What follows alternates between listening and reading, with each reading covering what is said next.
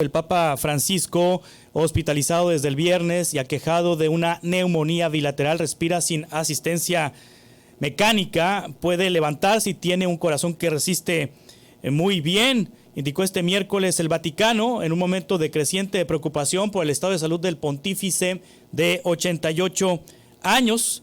Francisco, hospitalizado desde el viernes, fue sometido el martes a un escáner torácico que mostró una neumonía bilateral.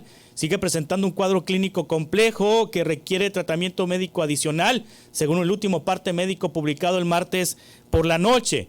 El jesuita argentino, que sufre problemas respiratorios y al que le extirparon el lóbulo pulmonar derecho cuando era joven, contrajo una infección polimicrobiana en un contexto de bronquiectasias. Voy a leer bien esto, en un contexto de bronquiectasias y bronquitis asmática, y su tratamiento terapéutico es complejo. El Vaticano quiso mostrarse tranquilizador este miércoles. El Papa pasó una noche tranquila, se despertó y desayunó, dijo a la prensa el portavoz de la Santa Sede, Matteo Bruni. Y bueno, para platicar sobre la salud del Papa, le agradezco al profesor investigador emérito del ENA-INA, de la Escuela Nacional de Antropología e Historia, y experto en religiones, Elio Masferrer-Can. Elio, ¿cómo está? Buenos días. Buenos días y saludos también muchas gracias por la entrevista, por el espacio, y saludos a todo tu público tan interesante que te acompaña. ¿Hay preocupación por la salud del Papa por este cuadro, Elio? Bueno, el cuadro está complicado porque tiene tomado los pulmones con una infección, evidentemente. La edad del Papa, 88 años, y además la operación de pulmón que le hicieron en su momento, que le falta parte de uno de los pulmones, que en su momento se lo tuvieron que extirpar.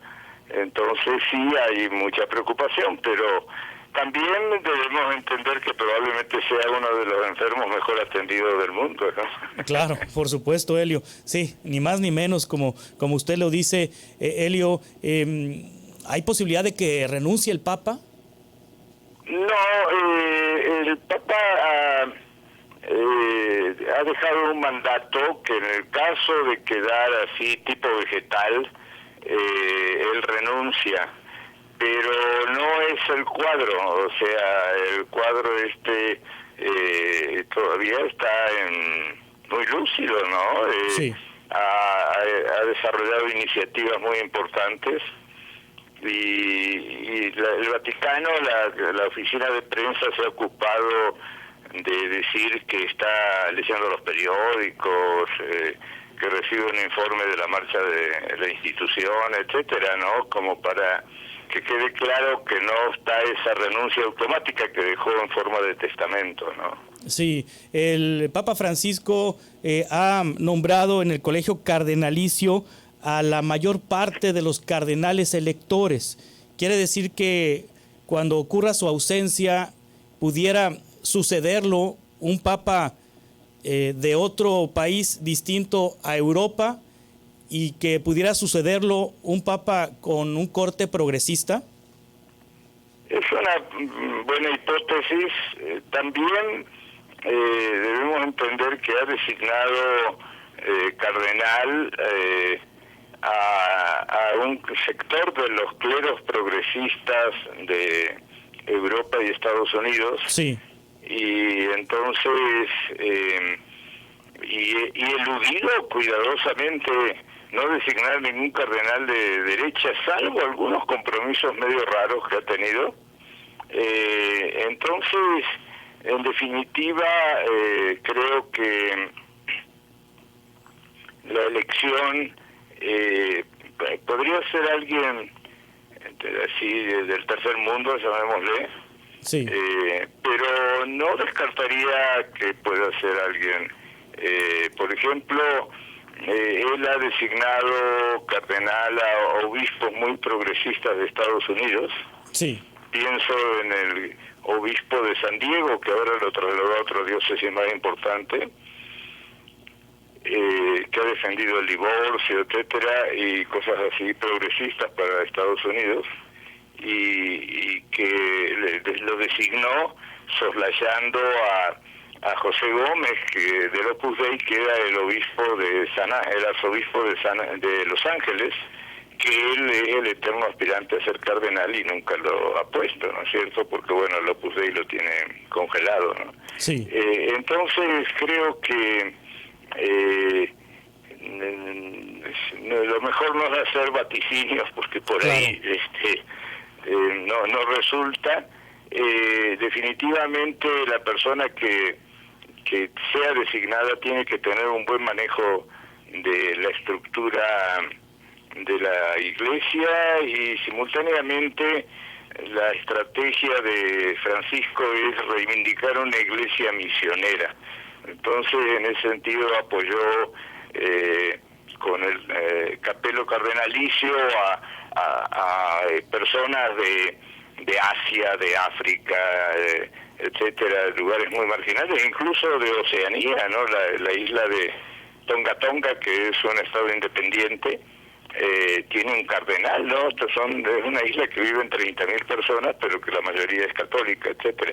Indonesia, lo mismo, un país de mayoría musulmana, pero él ha designado cardenales.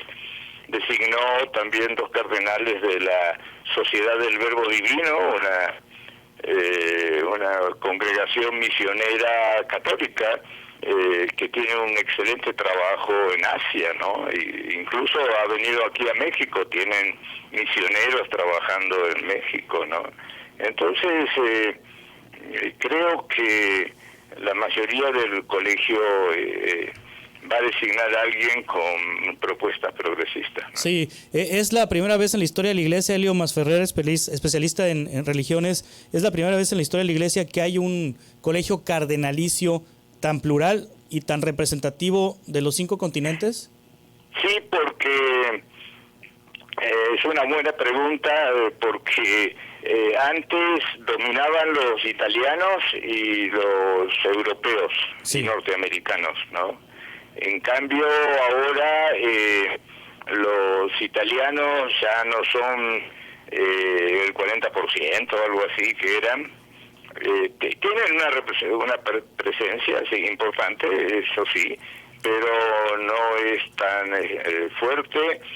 Hay pocos cardenales españoles, que antes era un bloque conservador muy significativo, y a los norteamericanos les ha reducido algunos cardenales, pero les ha designado cardenales que los tienen muy molestos a la mayoría del episcopado católico norteamericano, que apoya a Trump y toda esta política de expulsión de hispanos, de mexicanos, ¿no? Todo esto que está haciendo Trump lo respaldan activamente, ¿no? La mayoría del episcopado, pero los que están en minoría, que es la gente que respalda a Francisco, respalda a los migrantes, etcétera, ¿no? Sí, estoy viendo aquí un dato, Elio Masferrer, sobre la integración del colegio cardenalicio.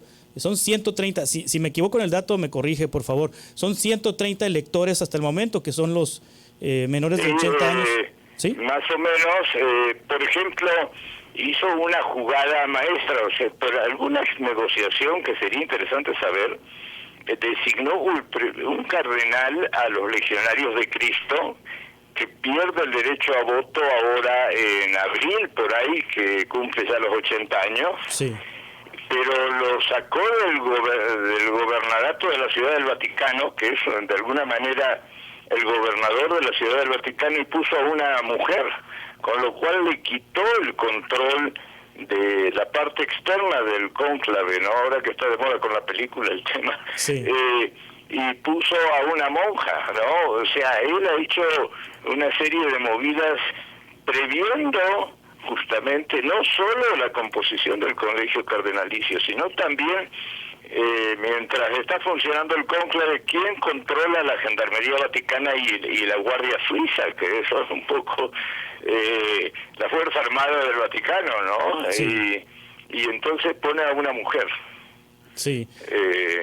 Eso, el papel que le han dado a las mujeres en la Iglesia es revolucionario. Es una cosa que los medios han trabajado poco, pero sí me parece una línea muy importante. Sí, Elio, no me quiero ver como Adela Micha cuando habló de Silvia Pinal, pero bueno, es un tema que indudablemente pues va a pasar en algún momento. Una vez que fallezca el Papa, pues se reunirá el Colegio Cardenalicio para elegir un nuevo Papa. ¿Cómo funciona el cónclave, Elio? Sí, creo que debemos tomarlo con calma. Yo creo Sí. que todavía no se ha escrito la última palabra. Evidentemente, la enfermedad del Papa, bueno, tiene un par de cuadros complicados, pero no son cuadros que no se puedan resolver. Sí, claro, sí. Entonces, hay que precisarlo. No es que esté... mejor no echar vísperas. Sí, no hay que estar, exactamente. Sí, el Vaticano lo ha aclarado, está pasando por un momento difícil, pero es un hombre de 88 años. Tiene todos los problemas de salud de una persona de su edad, Sí, pero es una persona que se ha cuidado mucho, ¿no? O sea, y además de una familia de longevos. sí. Hay que... todavía viven sus hermanos. ¿Qué pendientes tiene el Papa Francisco por hacer al frente de la Iglesia Católica, Elio? ¿Mandé? ¿Cuáles son los pendientes del Papa Francisco? ¿Cuáles son los temas que el Papa Francisco debe trabajar hacia el futuro? Creo que un tema así muy duro es la migración. O sea, el Papa Francisco ha planteado un compromiso muy fuerte de la Iglesia Católica de respaldo a los migrantes.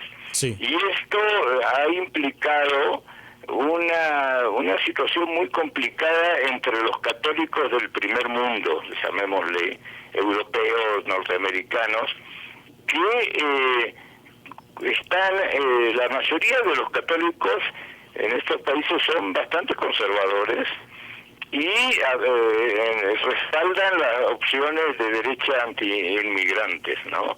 Pero Francisco tiene una idea del diálogo con las religiones, incluso con las religiones no cristianas, y entonces ahí hay una confrontación muy interesante, porque de alguna manera esta apertura de los inmigrantes es parte de la estrategia misionera que quiere impulsar el Papa Francisco. O sea, seguir incorporando gente al catolicismo y abandonar el eurocentrismo de estas élites católicas. Aquí, por ejemplo, en el caso de Estados Unidos, él sacó este documento planteando el problema de los migrantes. El equipo el responsable del SAR de migración, que puso Trump, dijo que mejor se ponga a ver los problemas de la iglesia y que él va a cuidar las fronteras. O sea, una respuesta así muy grosera. No hay que olvidar que el vicepresidente James David Vance de Estados Unidos se convirtió al catolicismo en el 2020, ¿no? Entonces ahí hay un grupo muy conservador que tiene conceptos de supremacía racial y también el silencio de la Conferencia del Episcopado Mexicano en el tema. Hay una actitud también antimigrante y xenofóbica aquí en México. Tenemos que tener cuidado, porque bueno, una cosa podrán ser los migrantes mexicanos, pero otra cosa son los migrantes de otros países del mundo que están en este momento en México y que quedaron medio atrapados por la cancelación de las visas y todo esto que había propuesto Biden y que Trump lo tumba. Entonces, todavía le falta a Francisco transformar la iglesia con criterios de misericordia, caridad, amor al prójimo, etcétera, ¿no? Sí. Elio Masferrer Can, profesor investigador emérito del ENAINA, muchas gracias como siempre por tomar esta llamada y a ayudarnos a entender lo que pasa en la Iglesia Católica. Estamos en contacto si le parece. ¿Cómo no? Seguimos en contacto. Gracias. A la orden. Bueno, la salud del Papa ha mejorado, dice el Vaticano, después de pasar un cuadro complicado en los últimos días.